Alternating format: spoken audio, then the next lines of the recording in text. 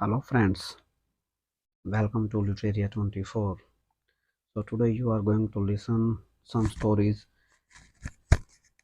by Ruskin Bond from famous tales and legends from India, and the book is published by Rupa Publication, New Delhi. And basically the book is having the three parts. One is tales from the epics, second tales from the Jatak, and third one is regional tales and legends. And today we would share the very first story from Tales from the Epics, and the title of the story is Love Conquers All. So, I am going to read the story so that you can listen the story by Ruskin Bond. Long, long ago, there was a king who ruled over a large part of India. He was a great horseman, and when he rode, he was like a strong wind rushing by. Horses knew and loved him, and because of his power over them, he was known as the Lord of Horses. In spite of his fame and popularity, the king was unhappy, for no children had been born to him, and in India this was always considered a great calamity. He went from temple to temple, praying and offering sacrifices, but to no avail. It seemed as though the gods were displeased with him. Finally, he consulted the great sage Narad. How can I please the gods? He asked. I have been married 5 years, but still there is no heir to my throne. Build a new temple, said Narad. Build a temple to Brahma, the creator. I shall build the most beautiful temple in the land, said the king. And he immediately summoned his best workmen and told them to build a temple taller than any other. Let it be taller than three palm trees, he said. Paint it gold within and gold without. 100 steps of pure white marble must lead up to it. Within a few months, a beautiful golden temple was built, surrounded by flowering trees and shrubs. And every day the king visited the temple, making special offerings to Brahma, god of creation, and his wife Savitri, that they might send him a son. His queen and his nobles, and even the sage Nard, had almost given up hope when one day, as the king laid his offerings before the shrine, he thought he saw a figure growing out of the flames that had sprung up from his sacrifice. And then he heard a voice, the voice he thought of a goddess, because though it was small and sweet, it filled the temple with its sound. You have pleased me with your devotion, were the words he heard. I am Savitri, wife of Brahma. What is it you seek? His voice trembling, the king said, Goddess, I desire a son, so that my name may not perish from the land. I will give you a daughter, replied the clear, sweet voice. The fire died down, the figure faded. And long afterwards there was great rejoicing in the king's palace. A daughter was born to the queen, a girl so radiantly beautiful that her parents were convinced that she was heaven born, and sent out a proclamation saying that the child was to be called Savitri after the wife of Brahma. As Savitri grew up, her father began to think about her marriage, and he decided that she should choose a husband for herself from among the princes of the neighboring states. He had no intention of imposing his will upon her. Daughter, he said one day, do you wish to marry? You may, if you wish, visit the palaces of neighborhood kings and choose a husband for yourself from among the princes. I know that you are as wise as you lovely, and that your choice will be pleasing to me. Savitri decided that she would seek her husband not among her wealthy and royal neighbors, but among the remote dwellings of the hermits of the forest. She had her chariot prepared for a long journey and ordered her drivers to take the path that led into the wilderness. After driving through the forest for several hours, the chariot drivers told Savitri that a hermitage lay ahead. Savitri and her handmaidens got down from the chariot and approached a small temple beside which stood a hut made of leaves and branches. Inside the hut, they found an old man who, though blind and white haired, had an upright bearing. He was, in fact, not a priest but a king. Many years ago, he had gone blind and had been driven from his kingdom by a rival who took over his throne and threatened death to any of the king's family who tried to return.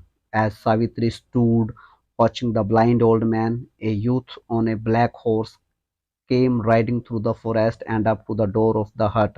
He dresses like a peasant, said Savitri to himself, but he sits his horse like a prince.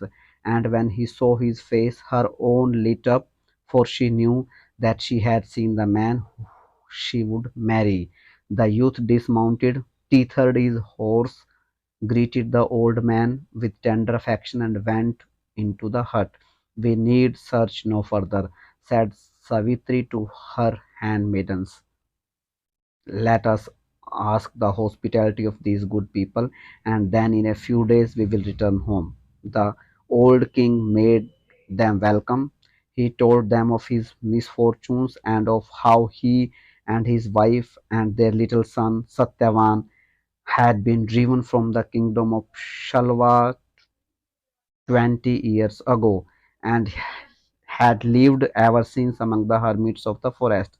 Satyavan stood aside, watching Savitri and falling further in love with her every moment. Not many days had passed before they had vowed to marry each other. But Savitri said that first she must return to her father's kingdom and obtain his consent to the marriage, after which she would come back to the forest and follow Satyavan for the rest of her life. But do not tell your parents as yet. Let me first speak to my father. Savitri returned to the father's palace and found him holding counsel with Narad. The sage had suggested that it was time that a husband was found for Savitri. Well, here she is, said the king. As Savitri approached, she will tell you whether or she has found a husband. Yes, father, I have, she cried as she knelt at his feet for blessings. In his dress and possessions, he is a poor man's son, but by birth he is a prince, and his name Satyavan. Before she could say another word, Narad, looking horrible, stood up and with raised hand said, "No princess, not Satyavan. There can be no other," said Savitri with a smile. The king turned to Narad and asked, "Is there something wrong with the youth? Is he not all that my daughters take him for?" "He is all that she says." "Then is he already betrothed? Is there a curse upon him?" Nard bowed his head and in a low voice said, "He is destined for an early death. Yam, the god of death, has set his noose for him. Within a year the prince must die." Savitri went pale and almost fainted, but she summoned up all her courage and said, "Narad, you have prophesied his doom. I can I can but pray and hope, but even the knowledge of this terrible late cannot shake my purpose.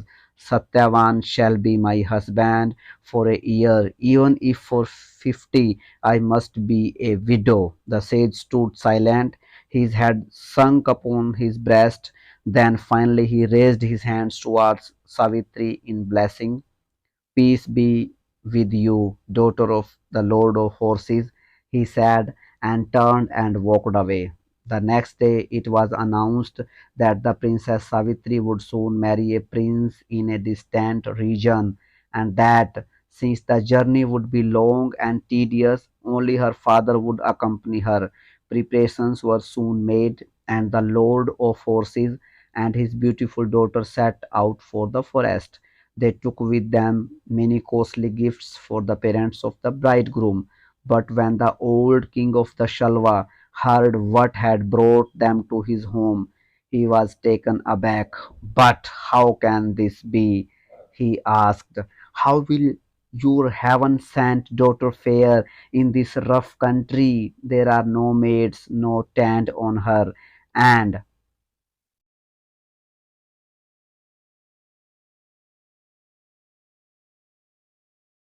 what shall we feed her? We eat the fruits of the forest. We sleep on an earthen floor. Savitri took the blind old man by the hand and spoke to him so sweetly and gently that she removed all his fears. That some evening, when Satyavan returned from the hunting, Savitri was given to him in the marriage. The only guests were the hermits who lived nearby. All they brought as gifts were blessings, and Savitri pleased them by removing her jewels and replacing her rich garments with humble clothes. The Lord of Horses bade his daughter farewell and rode alone back to his kingdom. The days and weeks and months slipped by, and it seemed to Satyavan that his wife grew lovelier and more gentle by the hour. No man was as happy as he. Savitri too was happy, but as the day of doom approached, she became quiet and pensive.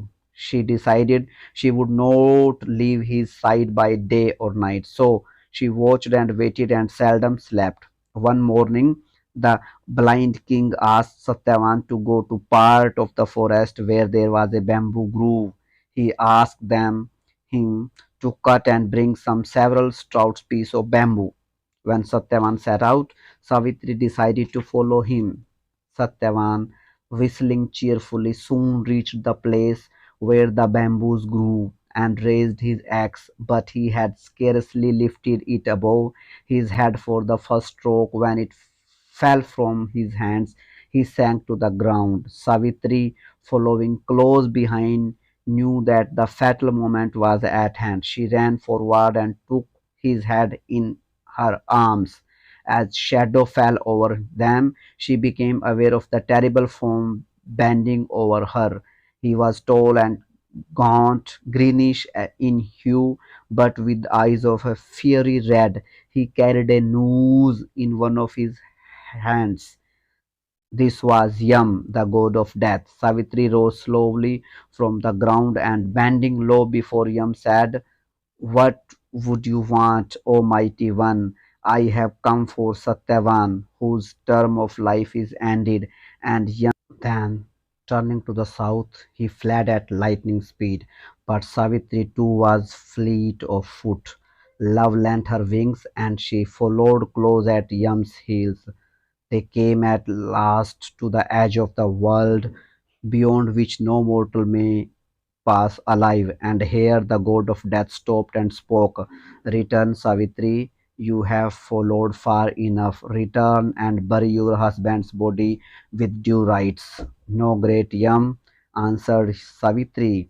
When I wed my lord, I vowed to follow him wherever he went or was taken. I have done no wrong since I made that vow, and so the gods have no power over me to make me break it. That's true, said Yum, and your answer pleases me. Ask a boon of me, but not for the gift of your husband's life. Savitri thought for a moment and then asked that the old king of the Shalwas should regain his sight. It is granted, said Yum. Now return. No mortal may pass this spot alive. But Savitri stood her ground.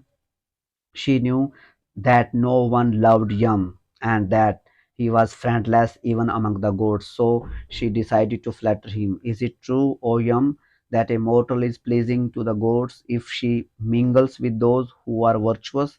It is true, said Yum. Then you cannot force me to go for your virtuousness, and I became more pleasing to the gods every moment I stay beside you.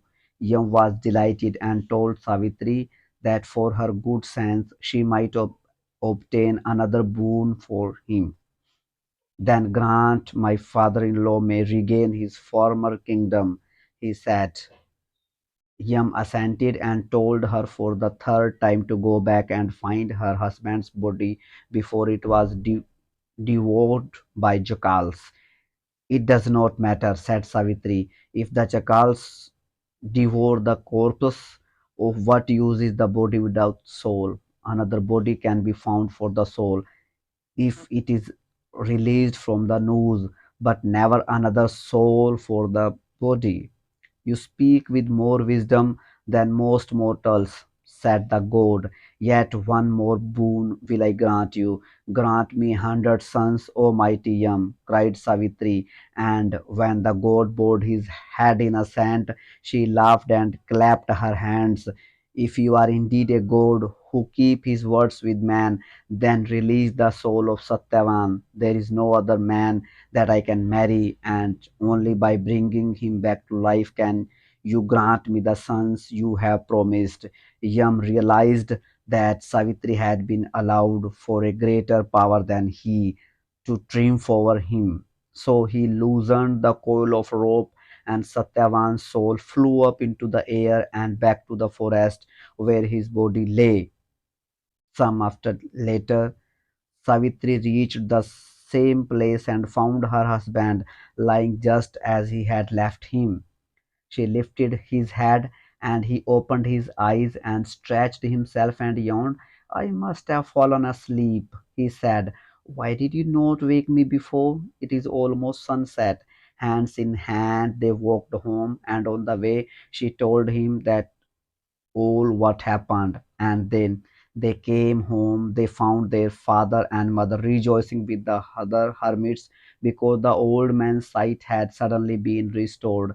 And even as they rejoiced, a messenger arrived to say that the king's enemy had been slain and that the people wished their former ruler to return to them. The next day, Savitri and Satyavan, with their parents, returned to the Shalva, and they all lived happily for the rest of their lives. We are told that Savitri and Satyavan lived together for 400 years and that they had 100 sons as Yam had promised. Today, when anyone in India wishes to pay a wife the highest compliment, it is said that she is like Savitri who brought back her husband's soul from the edge of the world. So, dear listeners, this is the first story, Love Conquers All, by Ruskin Bond from the collection Tales and Legends from